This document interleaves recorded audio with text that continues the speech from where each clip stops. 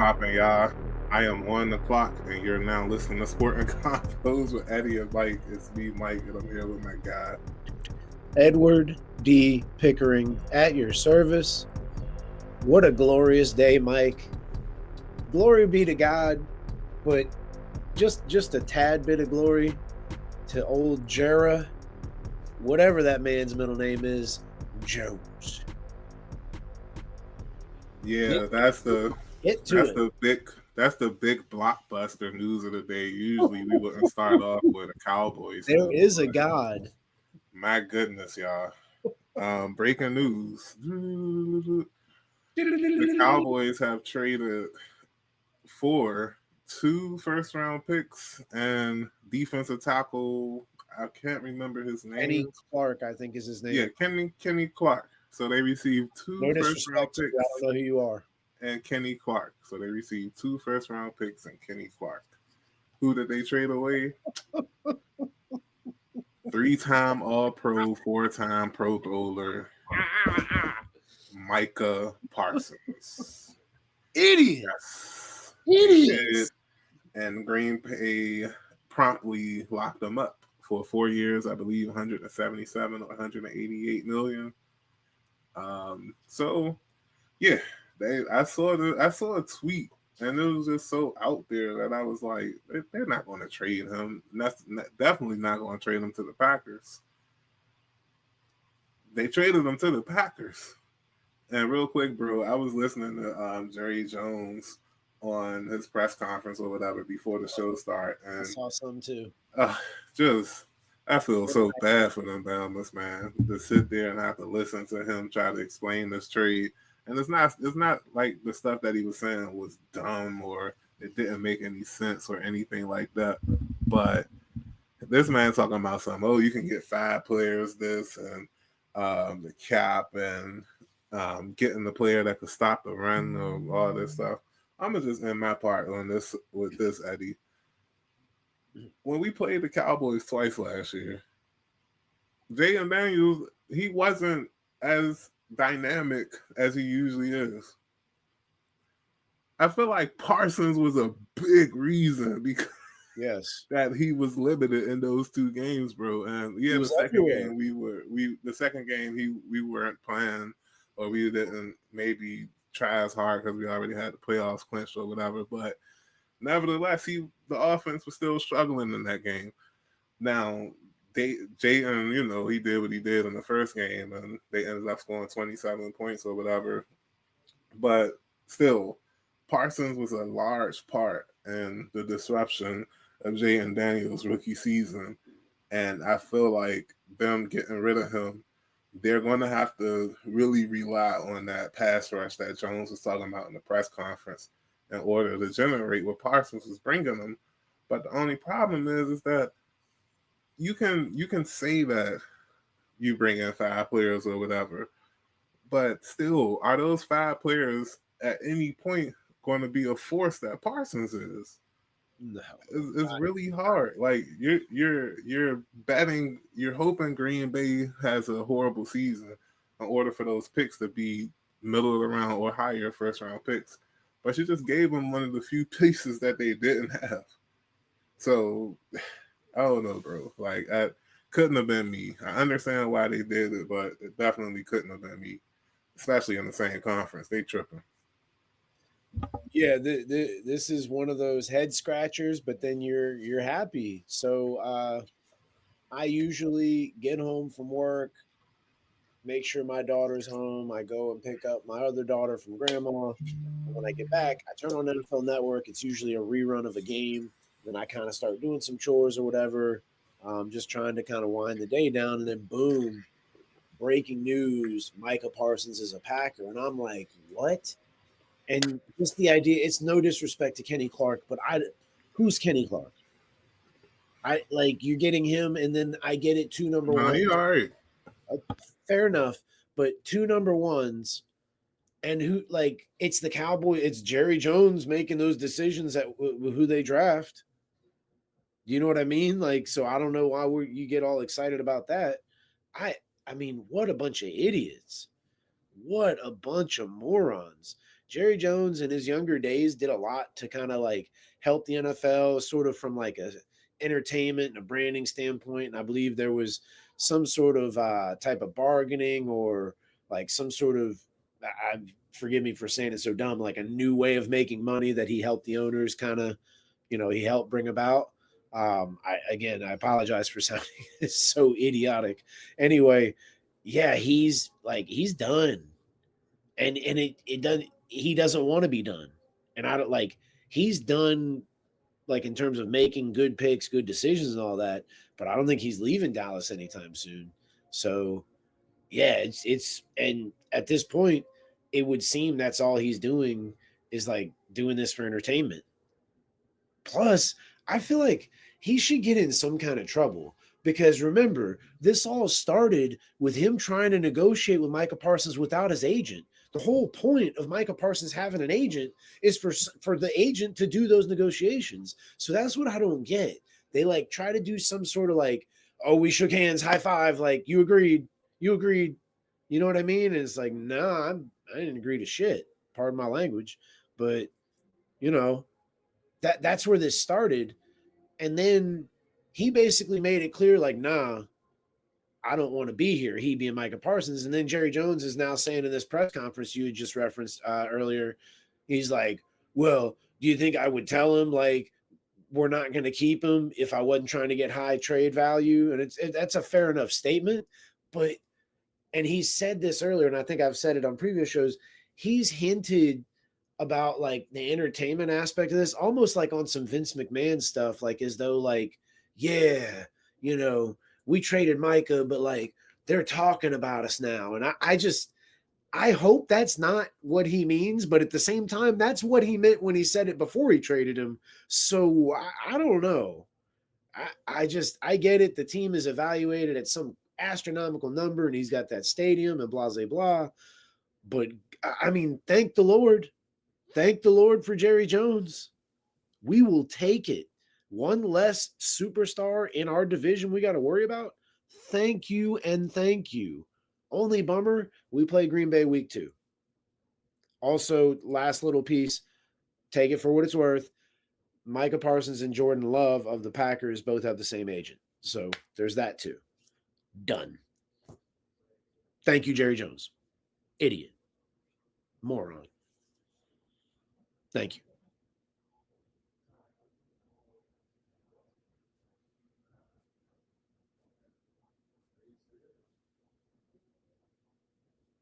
Can't hear you, Mike. Oh, I'm on mute. I guess I must have muted myself and trying to unmute. But anyway, I just drafted Mahomes with my fifth round pick. There I you usually go. don't go quarterback that early, but I already have a solid running back in Here. Bajan Robinson. I have T. Higgins. I know he's a wide receiver too, but he's one of the best daggone wide receiver twos you can get. Pretty good. Um, Before that pick, I drafted Trey McBride. I feel like he's going to be either one or two in tight end this season. Him and Brock battling it out. Kittle might sneak in. I have Kittle already too. Oh no, that's a different league. I'm sorry. Um, after McBride, my favorite pick right now, I think people might be sleeping on him. I got Devontae Adams in the fourth round. And I'm gonna say that for our division preview. Say that for our division preview. But wrapping up the Parsons trade though, and I know I'm distracted or whatever, but I'm definitely paying attention. And yeah, you're right. Like it's Once in a it's generational player. Sorry. nah, you're good. Like just Jerry Jones just sitting there trying to like explain it all the way, and it's just nuts. Like you said, once in a generation. I'm not making that trade, bro. Like straight up, I'm not making that trade. But what I will do, Conference or whatever. Yeah. I would gladly re-sign Terry McLaurin to a 3-year, $96 million contract extension Good there. on top of what he's already making this year, which means that the contract is officially, drumroll please, To deliver. um, This is from Spelltrack. Spelltrack. I don't think it's Spell. I think it's Spot Track or whatever. Um, Based on early reports, Terry McLaurin's extension with the Commanders carries a base value of 87 million with 44.65 fully guaranteed at signing, including 12.9 million in 2026. This is a 2-year, 49.65 million contract based on guarantee structure. Though 2.3 million of annual incentives could escalate that. So what that means is he got a lot of money. Oh yeah, He may not got the headline. I mean, well, actually did get the headlines. The 3 for 96 million is the headline, but in reality, it's just a 2-year, 49.65 million contract extension. But my boy walks away with 44.65 million guaranteed at 29, going on 30 years old. That's like unheard of for a wide receiver not named Tyreek Hill. So kudos to them for going after it, because we all were like, just take whatever they give him. And he betted on himself. And yeah. shout out to Peters for making the incentives a little higher than his career average. You want more money? Ball out. Yep. It's that simple. But nevertheless, I'm just so glad that it's over. Of course. He's seemingly under control for at least the next 3 years. They have an out in 2029. But it's just like I said, he's here. I'm glad he's here. I told my nephew that I believe that he is Isaac's Bruce for Jayden Daniels, like Bruce was for Kurt Warner. And now we look for Torrey Holt. And he may be on the team already. Could be Lane, could be McCaffrey. You never know. It's early in both of their careers.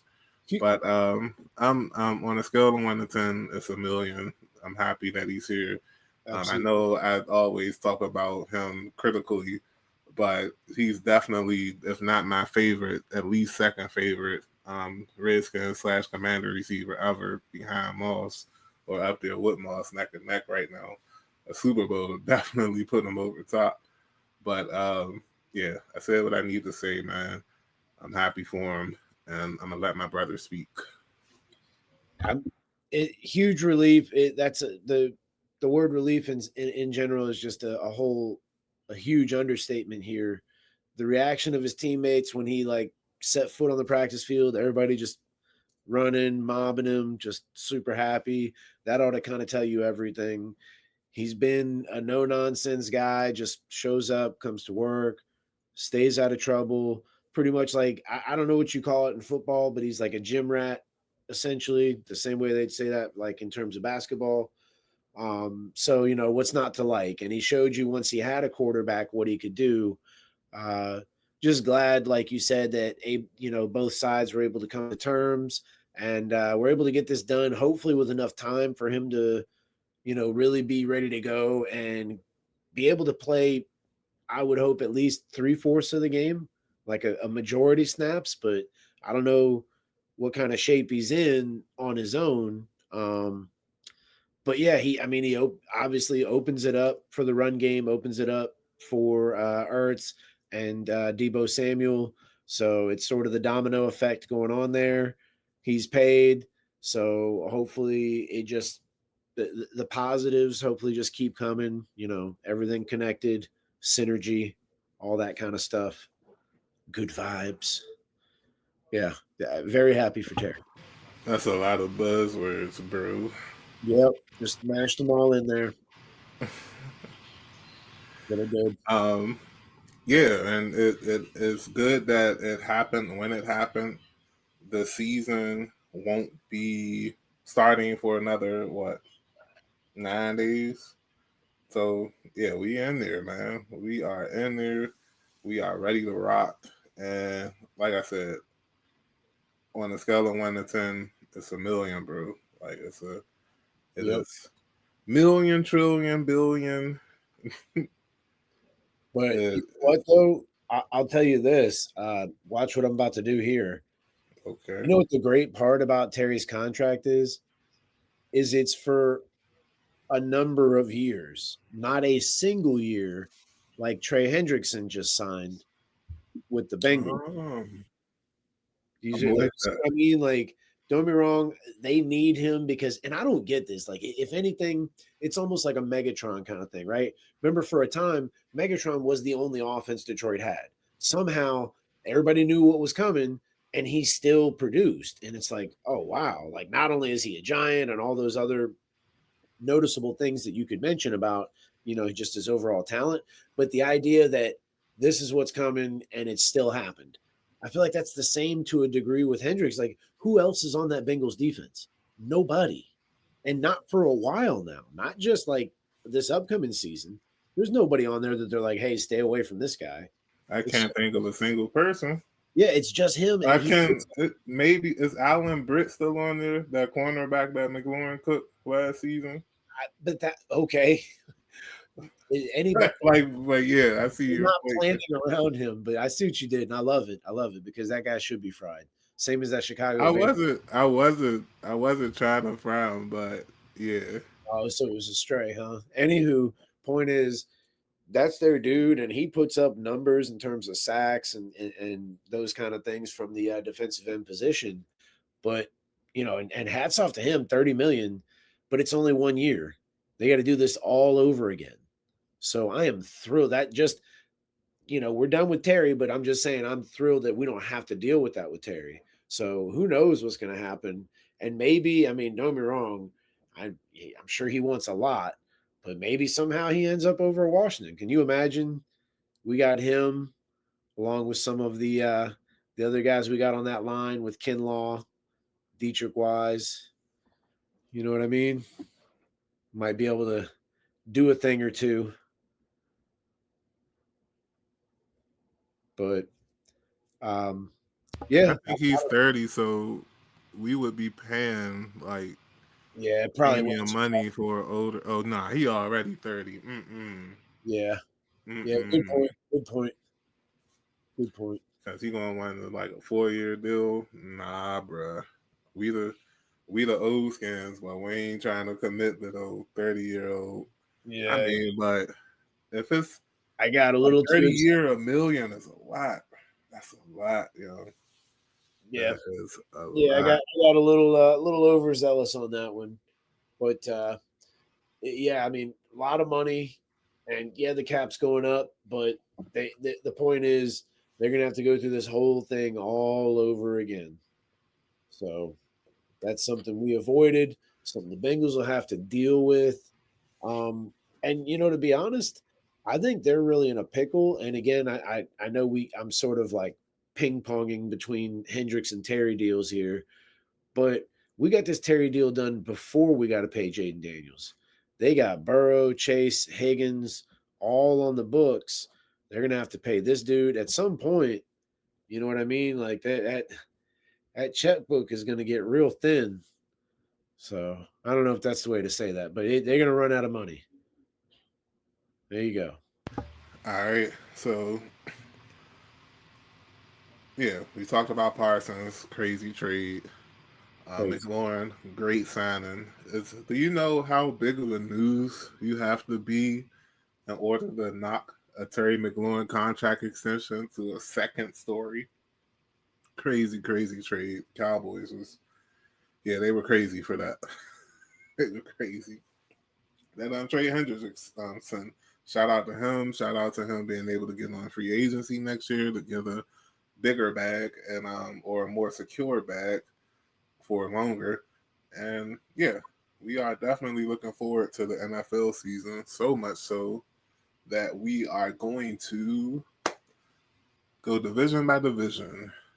And the NFL, not including the NFC East, they'll have their own show next week.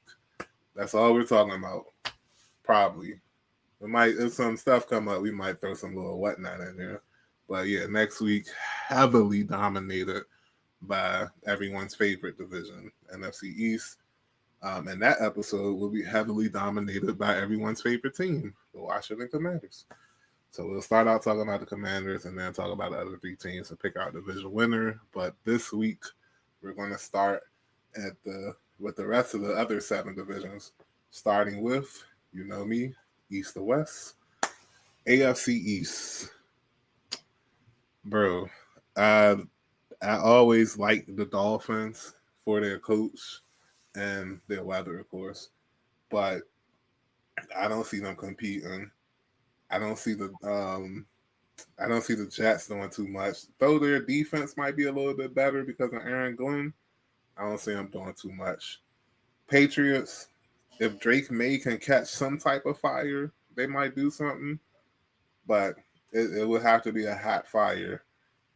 So with that being said, I just don't see any of those 3 teams rocking with Buffalo this year. I got them winning the division again for however many straight years they won it.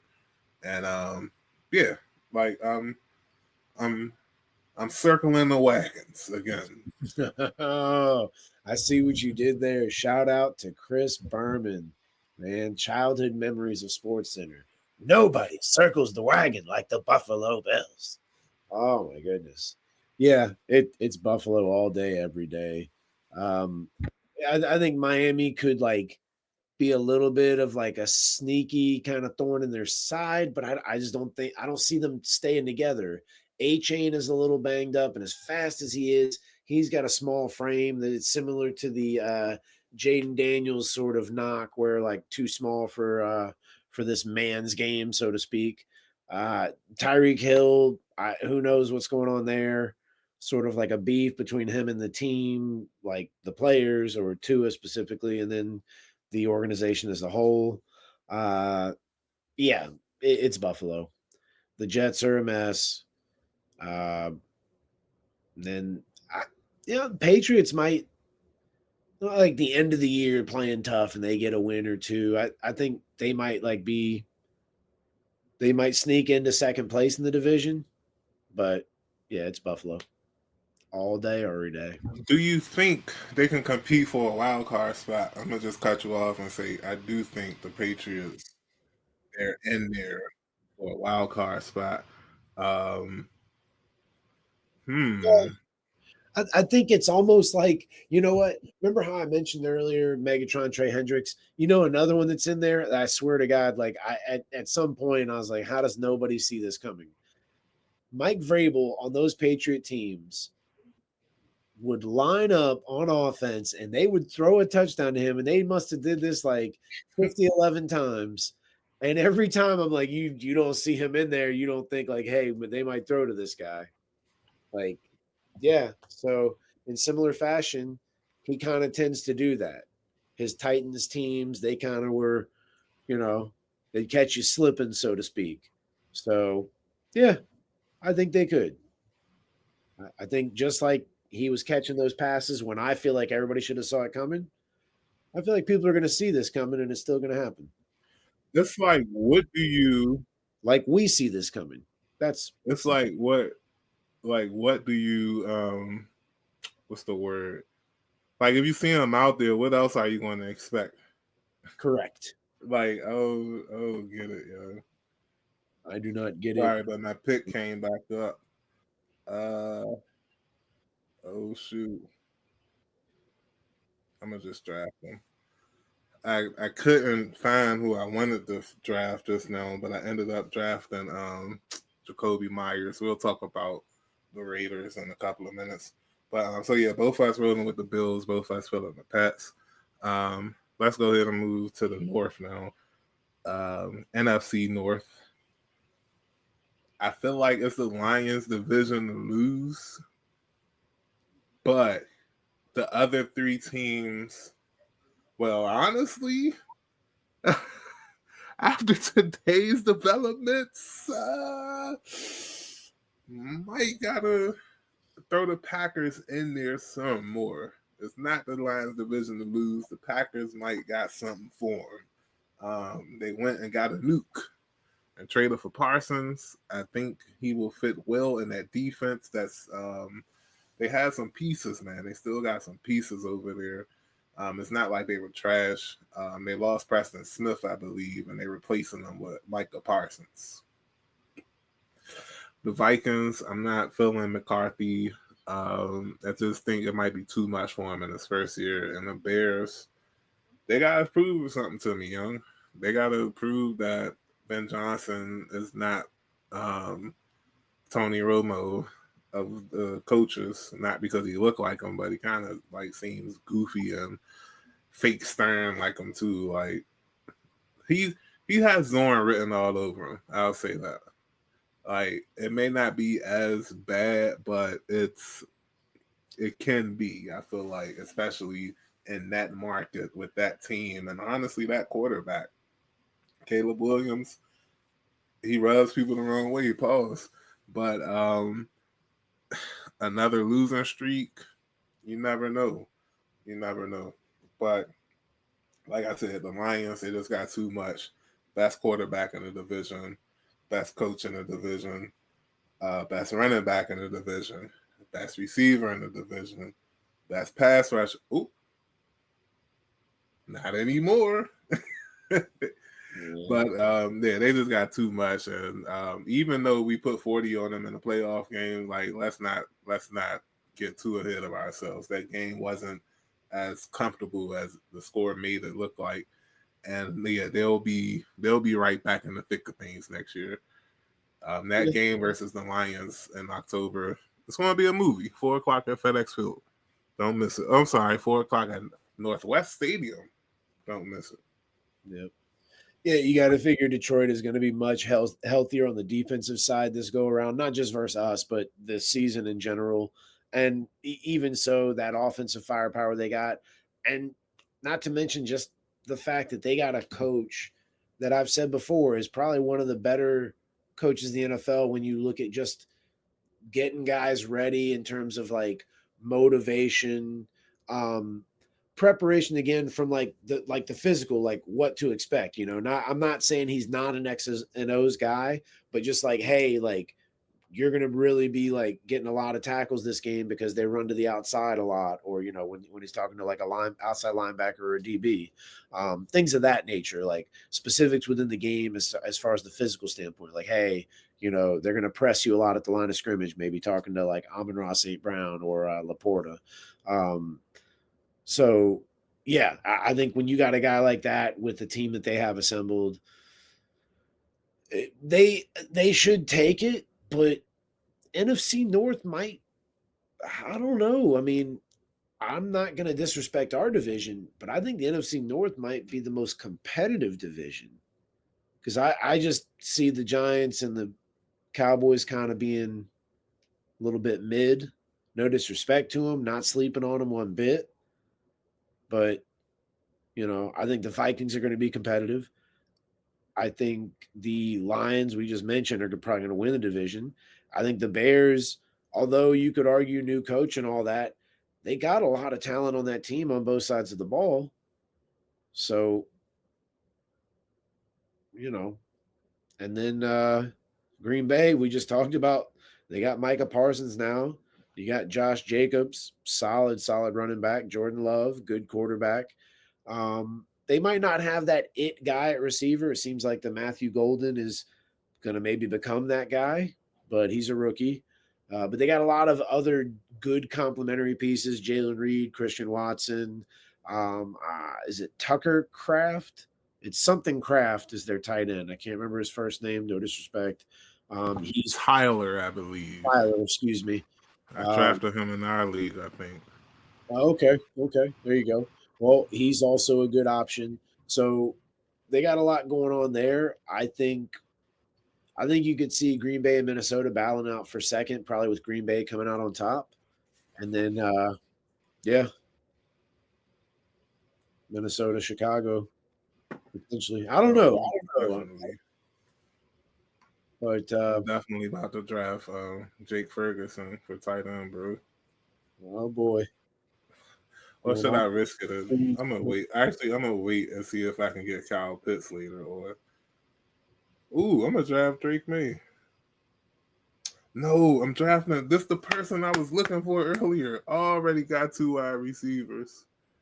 Uh, Forget it. I'm gonna draft Jawan Jennings, man. I won't draft any more receivers. But you said earlier that the NFC North was the most competitive division. On the contrary, my friend. First of all, it's the NFC East. Secondly, if it's not us, it's the AFC North. And I'll The start Browns are from going to be terrible. who? The Browns. The Browns are going to be terrible. Even okay, let's say the Browns were quote The Bears unquote. will be better than the Browns.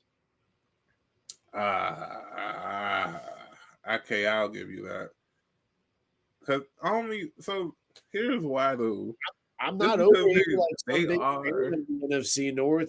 That's just my opinion and based on like what I see from top to bottom in terms of teams. I don't like I wish it would be us, but I don't think the Giants like they're gonna have an okay defense, but their offense nah is gonna the do them. The Giants. Cowboys is gonna be the reverse. They're gonna have a good offense, but a terrible defense. I think both For those my money, the did. Giants are better teams than the Browns and Bears. For I my money, the Giants the might be Browns are better teams than the Browns and Bears. no, I don't think the Giants are better than the Bears. Oh nah, nah. Bears beats Browns Giants. I Battlestar. I guarantee you, the Giants beat the Bears last season. Okay. Oh no, I'm talking about this season, man. We're not talking about last. Nah, but Last think season. about how bad the Giants were last year, and I think that whatever we'll talk about them next week. And we're not even talking about the AFC North either. We're talking about the. We're talking about the AFC North, not the NFC North.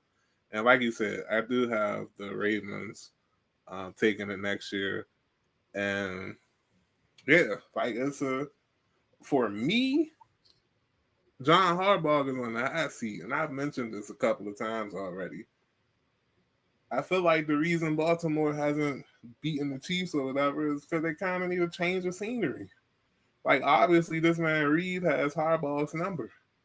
And then if they're not beating the Chiefs, or if they can't beat the Chiefs, they're losing to the Bills. And I just feel like McDermott has his number. And I just feel like it's gotten still, man. And I listen to a lot of Ravens fans, and they ain't really feeling him too much either. And my man, he told me before last season, he was like, "Yeah, I ain't really feeling Harbaugh, man." And I'm like, "What you mean? He's a good coach." And he was like, "Yeah, but this, and that." So that little bug that was planted definitely has become an infestation of me like looking at Harbaugh funny because I'm like, what other? You tell me, bro. What other issues do the Ravens have? What's preventing them from winning the games? It's not the offense. It's not the defense. It's not the special teams. What else could it be? What do you? I mean, is there something specifically you think he's doing that is I is it just feel like it's the still. leading I up to the week? Is it the in-game management? Is it It like could be all of that. Like it could be just his wisdom falling on deaf ears. It's funny. I told him. I guess this is transitioning to the Steelers, but I told him like the best thing that could probably happen for both teams right now is if they literally swap head coaches. If the oh wow, Steelers were to get Harbaugh and the Ravens get got Tomlin, $100 million TV show idea, and we're gonna take it to Hollywood, baby. like that, that's I'm not exactly kidding. what those teams need because I feel like the same thing is happening in Pittsburgh, man. He's just been there for too long. I get what you're saying. And Messages and stamp. I just think their styles fit the cities better too. Like damn, Tomlin looks like he was an extra on The Wire. I'm looking it up right now. I'm pretty sure Tomlin's from Baltimore. Case in point. I don't listen, I don't tell him. I don't tell him. But the last team that we haven't mentioned, the Bengals. Well, I guess we did talk about them earlier. Oh no, he was born in Hampton, Virginia. Excuse me, not Baltimore. Oh, the complete opposite. Dang, Yes. Eddie.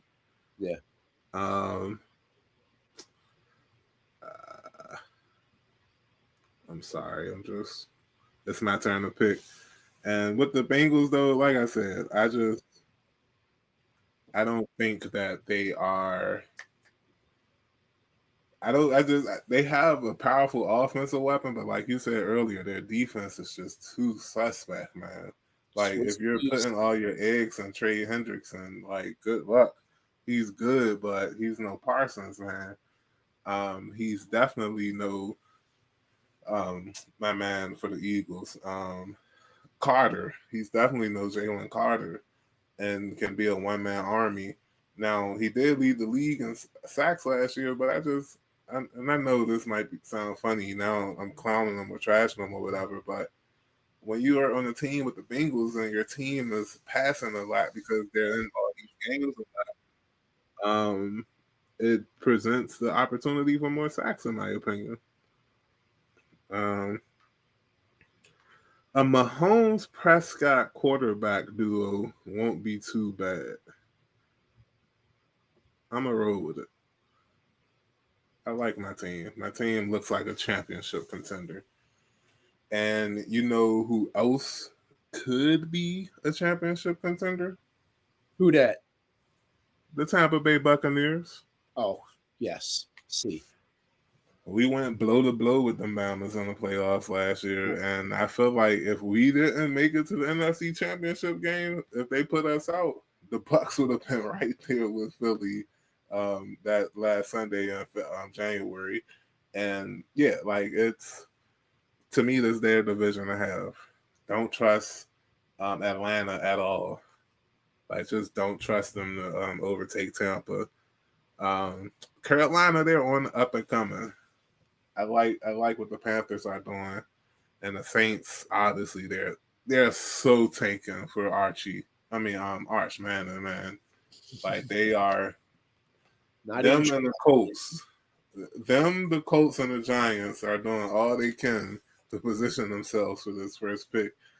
The Giants are doing it the sneakiest though.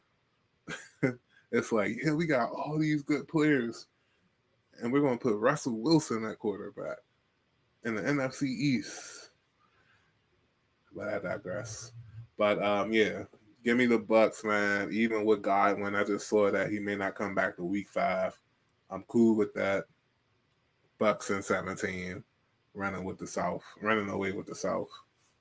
Yeah, they kind of, I mean, when you really look at it from a football standpoint, they should kind of be one of those those teams that you mentioned, but for some reason, even with all their talent, they get a little overlooked.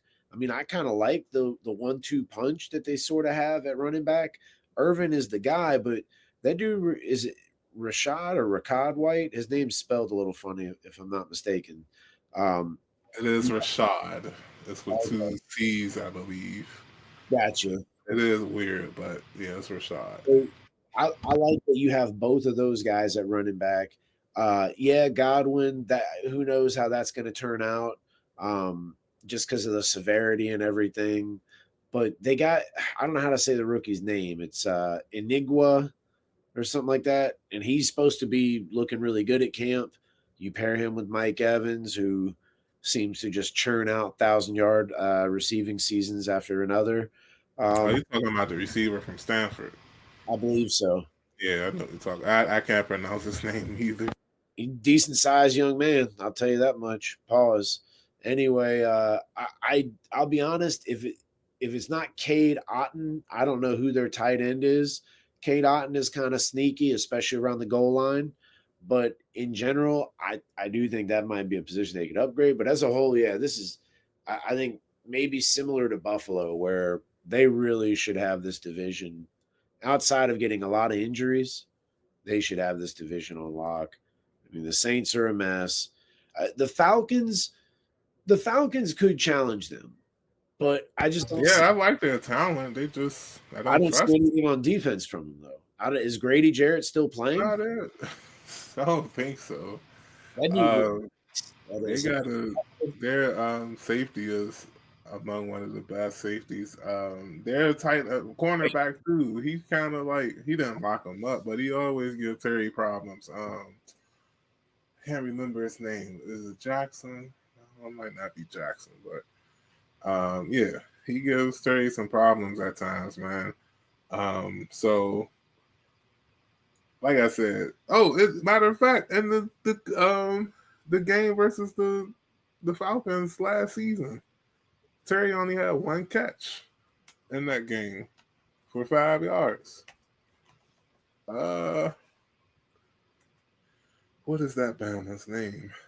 Is it Johnson? But anyway, like they have talent, but it's like the Falcons, they're Kyle Pitts in a nutshell. Like if you want to think of their team, just think of Kyle Pitts. He should be good, but something just off about him. You know? Yeah, I got you. Yeah, Kyle Pitts is my backup tight end, actually. But And I'm gonna keep it a buck. Something is off with the entire AFC South. I don't trust any of these teams. The damn Texans then got rid of their whole offensive line. It feels like the Colts. They don't know what they're doing at quarterback. They're so desperate that they're starting Daniel Jones. The Jaguars, they're the Jaguars. And like, bro, I'm at the point where I'm ready to declare the Titans division favorites. They seem to have the best synergy, the best energy coming from them right now. I do like what Cam Ward is doing. I love what Cam Ward is doing out there in Tennessee, man. They got some nice weapons. Like Tony Pollard at running back. Spears is going to be out for a little bit. That's going to suck. But yeah, like I don't mind. Oh, I'm not going to be able to draft. It's a Ravens kicker. I keep telling y'all about him. Loop. Can I draft him? Somebody got him already. Somebody got him already. No, I can draft him. Anyway, um, I really like what the Titans are doing, bro, and I wouldn't. I, me picking them to win the division shouldn't shock anybody, and I don't even know who their head coach is. And usually, if I don't know who someone's head coach is, I'm kind of iffy because it's like, who are you leading, or what are you? Who's leading y'all? But I'm so down with the players like Cam Ward, um, Calvin Ridley, Tony Pollard, Tajay Spears coming back. My man, what's his name? The defensive tackle. Simmons. I had it in my head. Yeah, Anthony Simmons.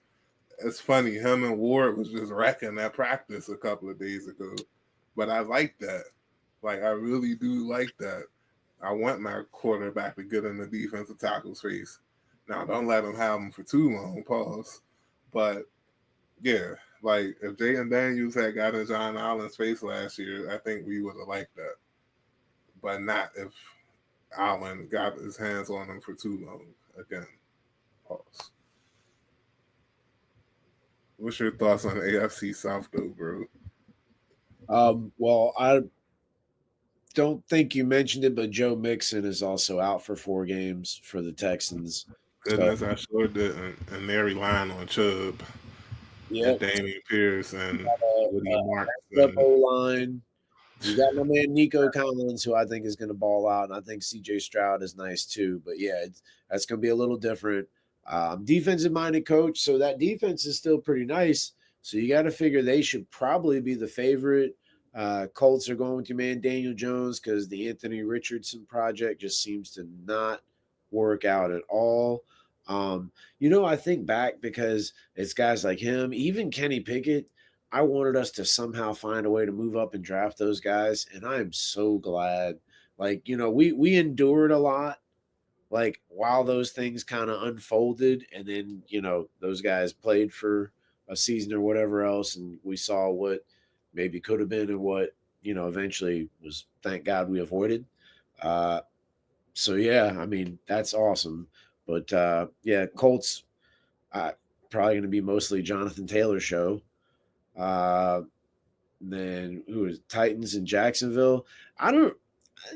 We'll see what Jacksonville ends up doing. They could, they got that coordinator from Tampa Bay who was making Mayfield look really nice. I was trying to remember his name, but I could only picture his face.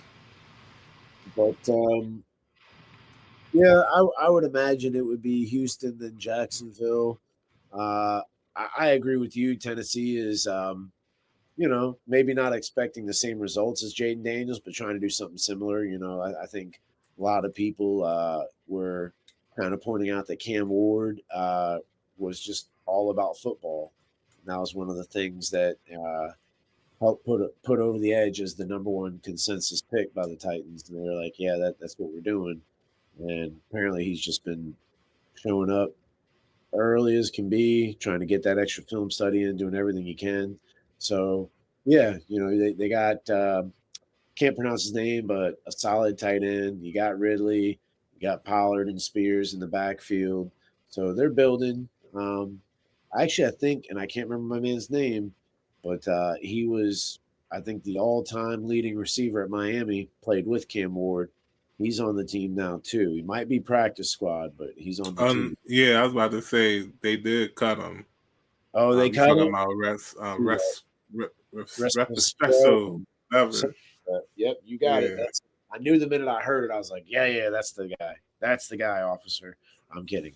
Anyway, they cut him. Surprisingly, they cut him. That's why I didn't mention him earlier because I knew they had released him. I don't know if he's back on the practice squad. He should be because him and Ward definitely have some chemistry down in Wade County with the Hurricanes.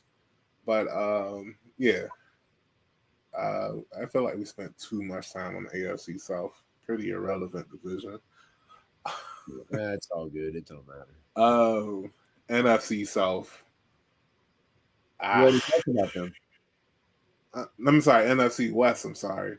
Yeah. I said South, but I meant West. Southwest. Oh man, you go first. When I think about the NFC West, I think this, in a roundabout way, is a little bit of a wide open division. I mean, you'd expect the Niners. They got their defensive coordinator back. You still got Fred Warner. Bosa is still there for sure. I don't know if Javon Hargrave is still there. Dre Greenlaw, excuse me, not Kinlaw. Kinlaw's with us. Dre Greenlaw plays for the Broncos now. But you still got Kyle Shanahan, and with the healthy Christian McCaffrey, Purdy, George Kittle is going to absolutely ball out because he's on my fantasy team. So why wouldn't he? Yeah, they should have it, but I don't know. Seattle might mess around and do something. Who else we got in there? The Rams. I think the Rams probably be the biggest threat, but you're over here sicing up Devontae Adams, and I love the pairing of him and Puka Nacua. You also got a solid running back in Kyron Williams. But the linchpin here is Matthew Stafford, man. That back, he needs a backy out of me. So I'm for real. The doctor said I need to back me out of me. Help. So yeah, that's the only thing, dude. If it ain't Stafford, I don't even know who the backup is for the Rams. Let's look it up. But this Garoppolo. Stop playing. I ain't playing. Jimmy G. It is Jimmy Garoppolo. How about that? I just feel like I can't turn down a receiver with Devontae Adams' talent and a Sean McVay system, regardless if it's Jimmy G or Matt Stafford at quarterback. And like you said, you pair with Nakua, you got Kyron Williams in the backfield. I like what the Rams offense can do. And I like their defense too, led by Jared Verse. I think he might have a breakout season. You could call him the Jaden Daniels of defense, honestly. He's having he had a really good rookie season, and I expect them to have a decent, if not spectacular, sophomore year too. And that's why you say the 49ers are the favorite. And I'm like, look, the Rams, They went to the playoffs last year. They won a game in the playoffs last year. They've gotten better. And I know Stafford back is jacked up, but I just feel like Jimmy G is decent enough to run McVay's system. And with that defense and the uncertainty of the other three teams, rather it be the Seahawks with Darnold or the 49ers with their seamlessly sometimes random, other times definite injuries that happens to them. I just feel like the Rams might be in the best position based on not only last year, but just, having everything seemingly in order from last year and improving upon that by bringing in Adams. And yeah, I like the Rams in the West, NFC West. Fair enough. Stafford is sort of the reason why Niners over the Rams, in my opinion. There, too much uncertainty.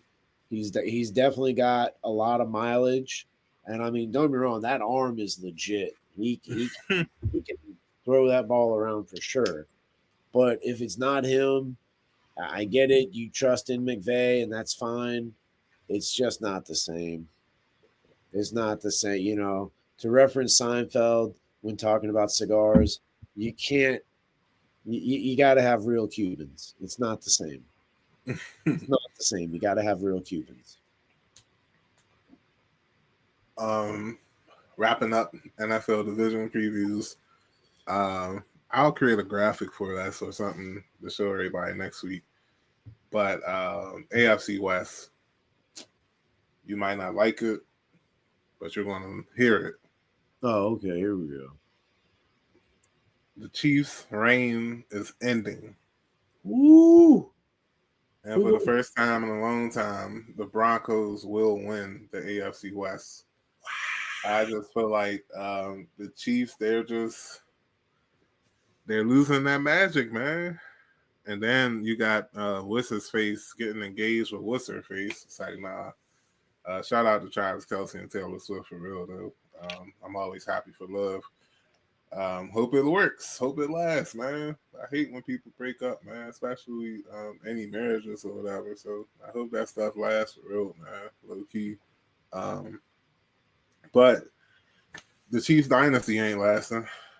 Knicks and Peyton, they got that thing on lock this year. I feel like, bro. Raiders, Pete Carroll. Not compared to those two teams. The dark horse, though, them Chargers, young with Harbaugh, I feel like if he was in Baltimore, they would have run the Super Bowl by now. And I know that's easy to say. I mean, I know that's weird to say when he beat his brother in the Super Bowl. But I just feel like John Harbaugh had a good team back then. It was led by Ed Reed and Ray Lewis, quarterback by Prime Flacco. So, hey, just saying. But nevertheless, like I said, it's the Broncos division this year. I think the Chiefs dynasty is ending. I might look stupid in January, and I just drafted Mahomes as my quarterback, which might be okay. They might be trolling a lot, so he'll throw the ball a lot. And yeah, give me the Chiefs. You just said give you the Chiefs. I mean, I'm sorry, give me the Broncos. Yep. Yeah, because see, that's what we in the business like to call a Freudian slip. Mike knows good and well the Chiefs are going to win this division. You referenced Taylor Swift and Travis Kelce. I'm trying not to say it too loud because my wife will come down here and have all sorts of things to say. Having said that, if you looked at the pictures, Taylor Swift is wearing a Polo Ralph Lauren number, and it has black and white stripes. What other thing that is involved in the NFL wears black and white stripes? The referees. Taylor Swift will be using black magic to control the referees to make the Chiefs win. Just kidding. The Chiefs are still going to win the division, though. Look, I do think the Broncos have geared up, gotten a little bit better on the defensive side. Bo Nix is going to be, another year in that offense, definitely getting more comfortable. You signed Cortland Sutton. Hopefully he can stay healthy. You got a guy like Mims who's a speedster. They definitely have a sneaky offense as a whole. I think they're going to be relying on a rookie running back. Not that other teams like the Raiders aren't doing the same thing. We're kind of doing that too, but I think we're going to be more committee. Anyway, um, yeah, I just think there's too much experience on that side, not just on the players. You referenced Andy Reid. Now, I don't know what your feelings are in terms of Sean Payton and whether Payton has Reid's number or Reid has his number, or they both have Mhm. each other's numbers. Uh, but you got Andy Reid. And to be honest, that Chiefs defense has kind of really been the calling card for the team lately. But I Fair think point. they're revamped. You're gonna have Travis Kelsey kind of like in some sort of new like feeling. I think the engagement somehow is gonna fuel him to have at least a good beginning to the season. I'm not saying he's gonna come out and kill it and blah blah blah, but at least the first few games, he might come out and really do something. You got Xavier Worthy, who's another year in that offense, speedster. Pat Mahomes, still probably the best quarterback in the NFL, despite not really doing as much as what he did the first few years in the league as what he's done, compared to the last few. But he still got it, still got that wiggle, still got a really good arm, still can throw from all sorts of ridiculous angles. Rashee Rice is eventually going to come back. You got Pacheco. I believe Kareem Hunt is back, a familiar face in that offense, despite having some mileage himself. I think it's going to be too much for the Broncos. I really do. I don't see them having an it guy the way Mahomes and Kelsey kind of have it. You pick a guy on that team. Sutton is nice, especially with the size and speed combination he's got. But I just him and Knicks. I don't think there's enough there to kind of compare to the experience and kind of the on the fly stuff that Mahomes and Kelsey have. So that's just the way I feel. True that. Yeah, it's gonna be a fun division race all around the NFL, especially in the NFC East. Like I said, we'll talk about them Bama's next week. Um, I thought you were going to lean in more on Shedeur Sanders when we were talking about the Browns and the NFC North. I mean, the AFC North. But I was shocked to see that he made the 53 roster. I didn't even know that he made it until honestly the Yep. night.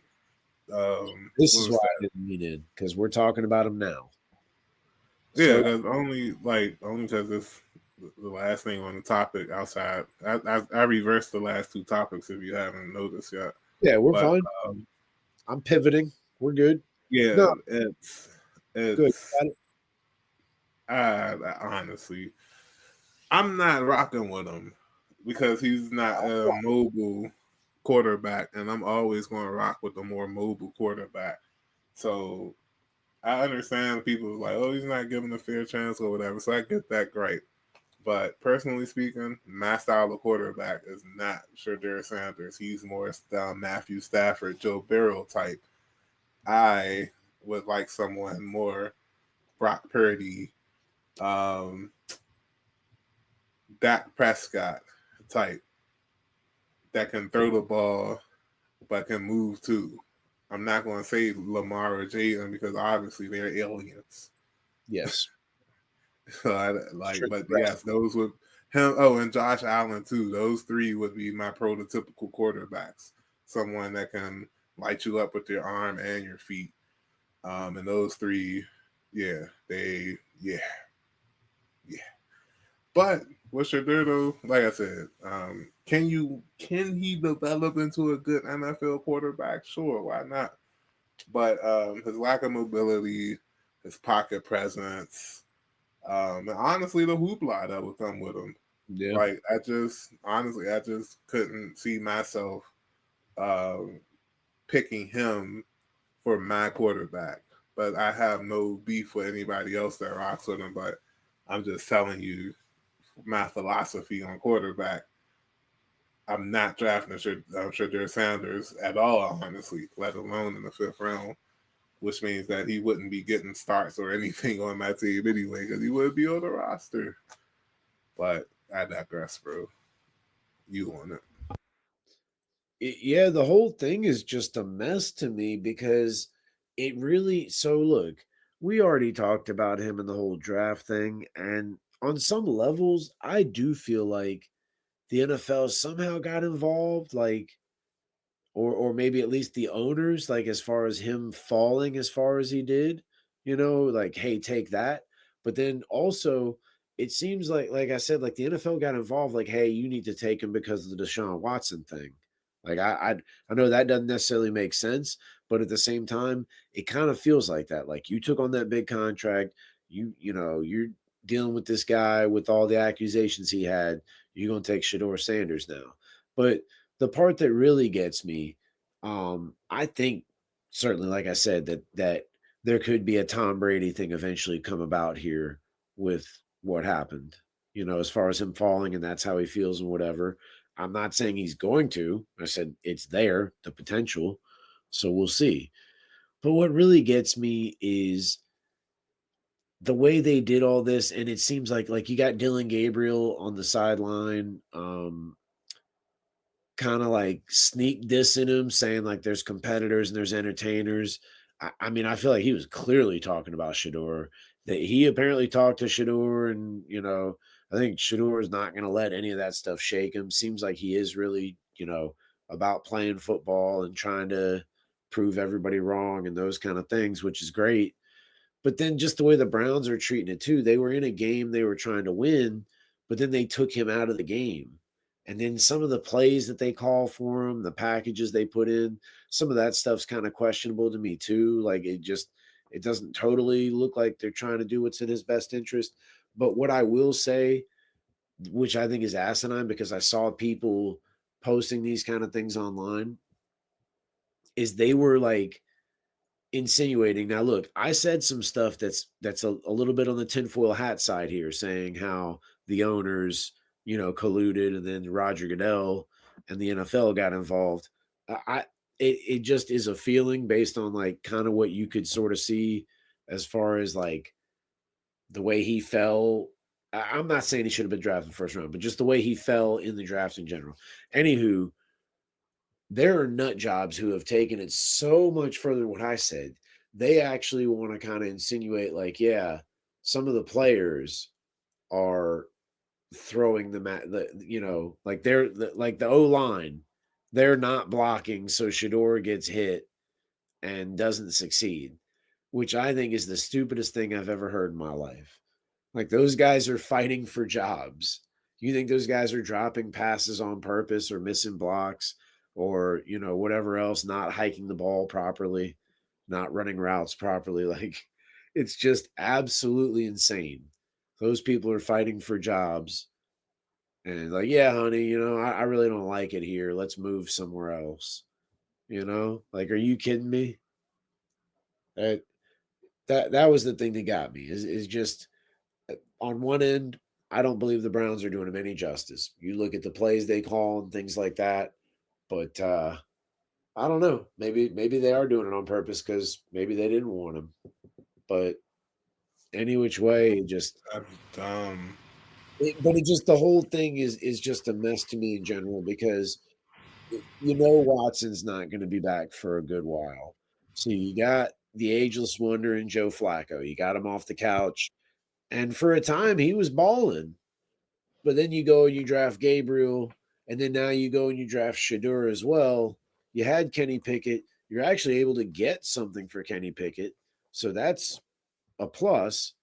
But I don't know, man. I don't know if that team truly is cursed, but it really seems like it. Like it's like they can't get out of their own way. That's what somebody, Bonami Jones, he was like, you expect the Browns to make a good decision or Yeah, something? fair enough. I don't expect them to, but I guess more so what you're saying is like, why am I so surprised? It's fair point. Fair enough. Nah, it is what it is. Brown's gonna brown.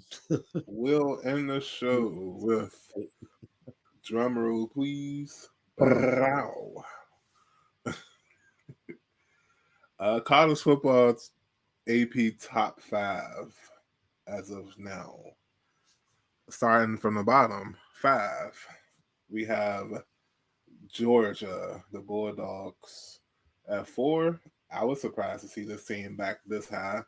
The Clemson Tigers,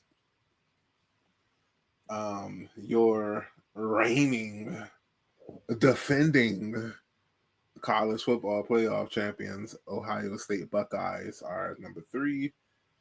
The Nittany Lions of Pennsylvania State are number 2. And number 1, we mentioned him earlier, Arch Manning and the Texas Longhorns. And if you're in the know with college football, like some are, I am not one of those people. But I do know enough to know that Texas and Ohio State will be playing in week 1 of college football this weekend. I'm going to tune in. You might see some future commanders on the field or something like that. But honestly, outside of that, the only thing I know about college football is that First Take was at Norfolk State today. Oh, and Hawaii, they have a kicker from Japan that taught himself how to kick, and he kicked the game-winning field goal in week 0 last week for the win. They took out Stanford, man. And I'm taking credit for that because videos. I'm taking credit for that, bro, because I picked Hawaii in our 1-star college football dynasty league and college football on PlayStation 5.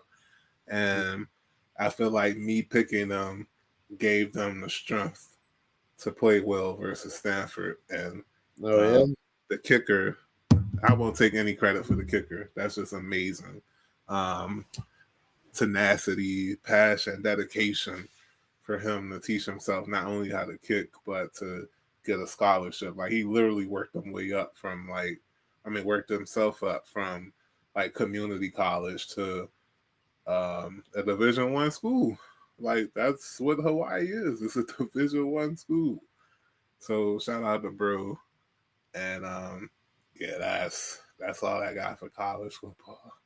Well, unless y'all want to see me on CFB 26, hit me up in the PZ on PlayStation. That's with the 3s. I am not going to pretend to know a whole lot more than you when it comes to college football. I am checking out a little Nebraska and Cincinnati. Dylan, I think it's Raiola or something of that nature. He is a Pat Mahomes lookalike. Check this out on the internet. This guy, the whole look, everything. I believe they're similar size. He plays similar to Mahomes too in terms of the way he kind of moves around, holds the ball, that kind of stuff. But hey, why not model your game after him? Anywho, it's 3-3 in Nebraska versus Cincinnati. But as far as those rankings, I'll tell you one thing that stood out to me.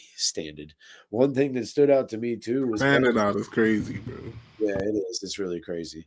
I am a little tired. I do work with kids all day and then have kids of my own that I come home to. So please, thank you. Anyway, Clemson. Yeah, it's a little crazy because in this world of NIL, Dabo Sweeney is not one to necessarily partake. I'm not saying they don't have players on their team that aren't getting paid, but I'm saying they aren't the ones out there throwing money. Maybe they were before this became a thing, but yeah, anyway, he's been very critical of NIL.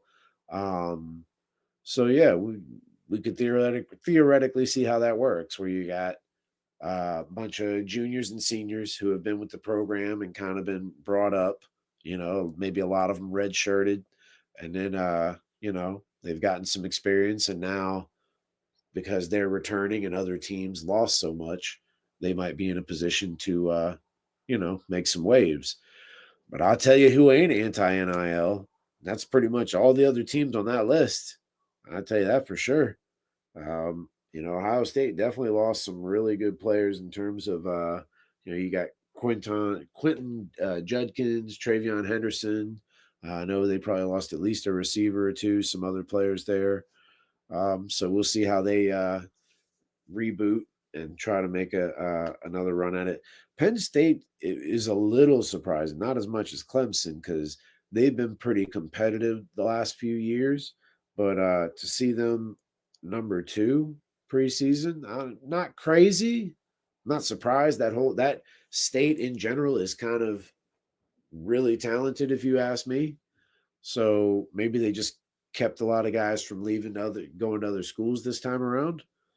But yeah, Texas, no surprise there. It's not just Arch Manning. I mean, Texas football, God, like those 3 things kind of like, at least in that state, they all sort of kind of are even keel, even Steven, in terms of importance, value, you know.